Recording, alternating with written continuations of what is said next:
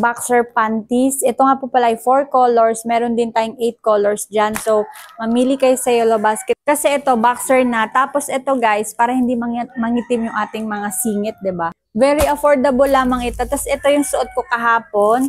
Papakita ko sa inyo. Ay gray at saka khaki tayo guys. Ito siya, gray, tapos yung khaki. Pag aalis kayo guys, kailangan syempre niyo mag-panty liner kasi ayan siya, hindi naman siya manipis, hindi rin naman siya sobrang kapal, sakto lamang, ayan oh.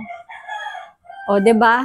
Papakita ko sa inyo suot ko yung black. Black guys, ayan, maganda siya pagka once na kayo ay magwo-workout talaga, maganda talaga ito. Pero kung aalis kayo, syempre kailangan ninyong mag-panty liner. Ayan, hindi siya basta comfy siya para sa akin. Hindi siya makapal, hindi manipis. Tapos affordable syempre. Tapos may 4 colors na available. Pwede rin kayong mag-check out ng 8 colors dyan. Ayan. Sa mga mahilig dyan ng boxer panties, ito na yung i-check out ninyo. O, diba? Sobrang niya, comfy. O, ito lang yung suot ko sa bahay.